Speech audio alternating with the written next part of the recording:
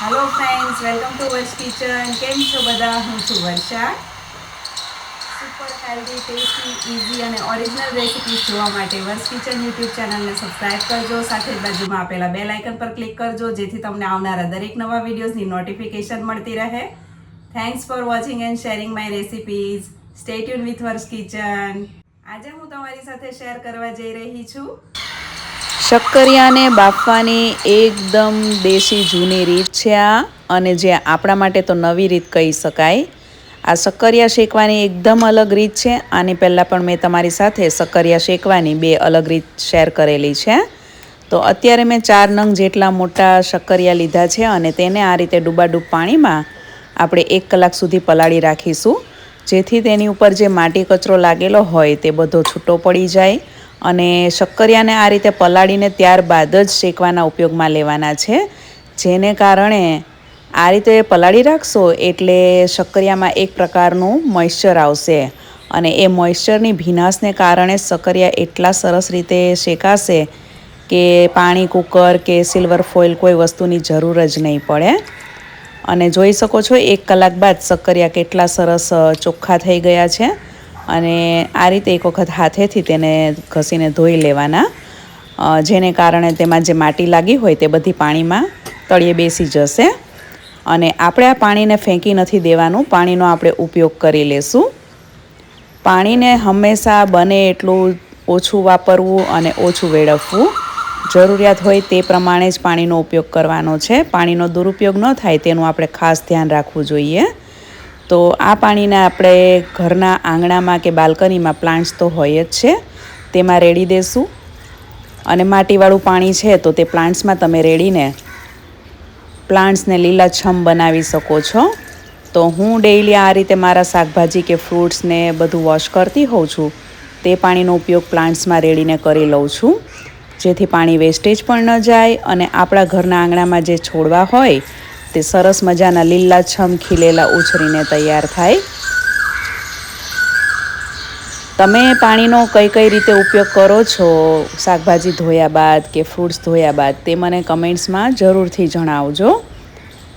પાણી બચાવીશું તો આપણું વાતાવરણ બચશે, આપણા વૃક્ષો પણ બચી જશે, ઓક્સિજન વધી જશે. હવે આ એક માટીના વાસણમાં આપણે શક્કરિયા શેકવાના છીએ. તો માટીના વાસણને પણ એક વખત પાણીથી ધોઈ લેવાનું છે, ભીનું કરી લેવાનું છે, અને કોરું નથી કરવાનું. આ રીતે જોઈ શકો છો તમે, વાસણ માટીની હાંડી છે તે ભીની છે થોડી થોડી. તો આ હાંડીમાં જે ભીનાશ છે ને, તેની મોઇશ્ચર ગરમ થશે એટલે તેમાંથી મોઇશ્ચર છૂટું પડશે, તેની વરાળ નીકળશે. અને એ વરાળને કારણે શક્કરિયા પાણી વગર પણ એટલા બધા સરસ રીતે શેકાઈને બફાઈ જશે કે એકદમ મોઇશ્ચરવાળા પણ થશે અને મીઠાશ પણ ખૂબ જ સરસ એવી આવશે. તો ગેસની ફ્લેમ ધીમી રાખીને હવે આપણે તેમાં શક્કરિયા ગોઠવી દઈશું. અને આ હાંડી કિલો શક્કરિયા બફાઈ જાય તેટલી મોટી છે. તો તમે અત્યારે તો જગ્યા છે એટલે આપણે આ રીતે મેં નીચે જ બધા શક્કરિયા 4થી 5 જે શક્કરિયા છે તે ગોઠવી દીધા છે. પરંતુ વધારે પ્રમાણમાં શક્કરિયા હોય તો તમે ઉપર પણ 4થી 5 શક્કરિયા ગોઠવી શકો છો. નીચે ગોઠવીને તેની ઉપર પણ એક લેયર કરી શકો છો, તો પણ તે સરસ રીતે બફાઈ જ જવાના છે. અને હવે જો તમારી પાસે માટીનું વાસણ ન હોય તો માટીની તાવડી કે પછી આ રીતની જે લોખંડની તવી હોય છે રોટલીની, તેની પર મૂકીને ઢાંકીને પણ તેને શેકી શકાય છે. અને એ રીત મેં તમારી સાથે આની પહેલાં શેર પણ કરેલી છે. શરૂઆતમાં ગેસની ફ્લેમ મીડિયમ રાખવાની છે, અને માટીનું વાસણ ભીનું છે એટલે ગરમ થશે ત્યારે તેમાંથી આ રીતે ખૂબ જ ધુમાડા નીકળશે. તો જરાય ગભરાવાનું નથી. આ ધુમાડા 10થી 15 મિનિટ સુધી જ નીકળશે, ત્યારબાદ એ ધુમાડા બંધ થઈ જશે અને તેમાં વરાળ આવવા લાગશે. અને એ વરાળને ભીનાશને કારણે શક્કરિયા બહુ સરસ રીતે શેકાય છે, પરંતુ બફાશે એકદમ સરસ રીતે. તો અત્યારે મીડિયમ ગેસની ફ્લેમ મેં 15 મિનિટ સુધી રહેવા દીધી છે અને ખૂબ જ ધુમાડા નીકળશે, જોઈ શકો છો તમે. કેમ કે વાસણ પણ આપણે એક વખત ભીનું કર્યું છે અને શક્કરિયા પણ ભીનાશવાળા છે. અને આ વાસણમાં આપણે અવારનવાર રસોઈ પણ બનાવતા હોઈએ, તો તે ગરમ થાય ત્યારે આ રીતે થોડીવાર તેમાંથી ધુમાડા નીકળે જ છે. તો આ રીતે શક્કરિયા શેકવા આપણે મૂકી દીધા છે અને એમાં આપણે કોઈ પણ પ્રકારનું ફોઇલ પેપર કે તળિયે કોઈ તેલ કે પાણી કે કશું લગાડવાની જરૂર નથી. રેતી કે નમક કશું જ પાથરવાની જરૂર નથી. આ રીતે નેચરલી જ એકદમ સરસ રીતે શેકાઈને બફાઈ જશે. તો 15 મિનિટ મીડિયમ ગેસની ફ્લેમ રાખ્યા બાદ હવે ધીમા ગેસની ફ્લેમ કરીને ઢાંકણ ઢાંકીને અડધો કલાક સુધી શેકાવા દેવાના છે. 15 મિનિટ બાદ હું તમને બતાવું તો શક્કરિયામાં આ રીતે એનું ઉપર એક વરાળ છૂટી પડી છે, ભીનાશ દેખાઈ રહી છે. અને આ ભીનાશને કારણે શક્કરિયા એટલા સરસ રીતે શેકાઈને બફાશે કે તે બિલકુલ ચીમડાઈ પણ નહીં જાય અને એવા ને એવા જ રહેશે, માત્ર તેની છાલ જ કાળી પડી જશે. તો ધીમા ગેસની ફ્લેમ પર હવે અડધો કલાક સુધી રહેવા દીધા બાદ આપણે ખોલીને ચેક કરીએ તો નીચેથી શક્કરિયા સરસ શેકાઈ ગયા છે.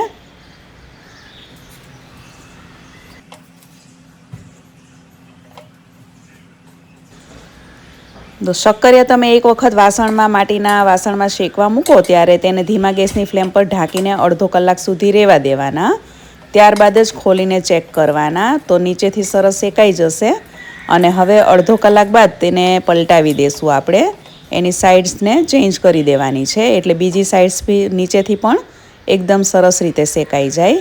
તો આ રીતે ફેરવીને ફરીથી તેને ઢાંકીને ધીમા ગેસની ફ્લેમ પર બીજી સાઈડ પણ આપણે અડધો કલાક સુધી શેકાવા દઈશું. અને આ જુઓ તમે, ઢાંકણમાંથી પણ વરાળ નીકળી છે. તો એ ઢાંકણમાંથી પણ ભીનાશ જે છે તેનું મોઇશ્ચર જે નીકળી રહ્યું છે તેને કારણે શક્કરિયાને એક સરસ વરાળ મળે છે અને એ વરાળને કારણે જ તે શેકાવાની સાથે બફાય પણ છે. તો બીજી સાઈડ અડધો કલાક સુધી આપણે થવા દીધા છે. તો હવે ટોટલ 1 કલાક જેટલો સમય થયો છે બંને સાઈડ શેકાતા. તો હવે ગેસની ફ્લેમ બંધ કરીને 15થી 20 મિનિટ સુધી રહેવા દેવાનું છે. અને ત્યારબાદ જ આપણે તેને ખોલીને હવે ચેક કરીશું. તો બંને સાઈડ 1 કલાક શેકાઈ ત્યારબાદ તેને 20 મિનિટ ઢાંકીને ગેસ બંધ કરીને રહેવા દેવાના છે, જેથી તે અંદર સુધી એકદમ સરસ રીતે પાકી જશે. અને માટીનું વાસણ છે એટલે તે ગરમ પણ રહેશે, ઠરી નહીં જાય, ઠંડા નહીં પડે. તો આપણે ચાકુથી ચેક કર્યું તો શક્કરિયા એકદમ સરસ બફાઈ ગયા છે. તો એને આપણે હવે એક અલગ પ્લેટમાં બહાર કાઢી લેશું. અને તમારે જ્યારે ખાવાના હોય ત્યારે તમે ફરીથી ગરમ કરીને ખાવાના ઉપયોગમાં લઈ શકો છો. આ ગરમ અને ઠંડા બંને રીતે ખાવામાં બહુ જ ટેસ્ટી લાગે છે. કુદરતી મીઠાશવાળા તૈયાર થાય છે અને નેચરલી મીઠાશવાળા શક્કરિયા ખાવાની ખૂબ જ મજા આવે છે.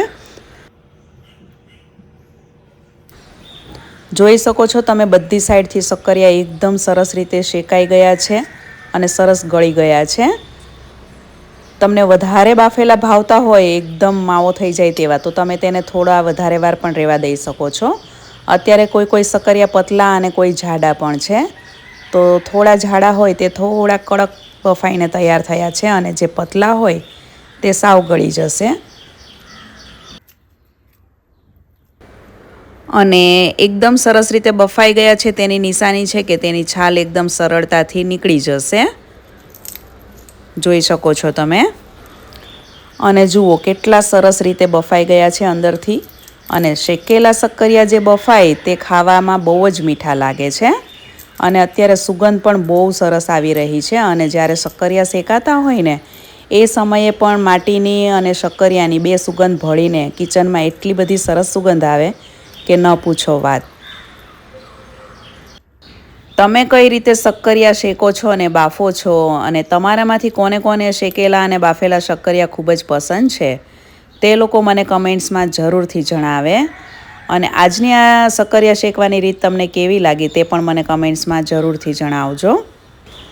એકદમ હેલ્ધી બ્રેકફાસ્ટ તરીકે તમે આને લઈ શકો છો. વ્રત અને ઉપવાસ હોય ત્યારે તમે કોઈ તળેલી કે નમકીન વાનગીઓ ખાવાને બદલે જો આ રીતે શેકેલા શક્કરિયા ઉપવાસમાં ખાવાના ઉપયોગમાં લેશો તો તે ખૂબ જ હેલ્ધી પણ સાબિત થશે અને ઓછી કેલરીવાળું ફરાળ થઈ જશે અને ખાવાની પણ બહુ મજા આવી જશે. અને આની ઉપર તમારે કોઈ નમક, સંચળ, લાલ મરચું નાખવાની જરૂર પણ નથી. આમ જ પ્લેન બાફેલા શેકેલા શક્કરિયા ખાવાની ખૂબ જ મજા આવે છે.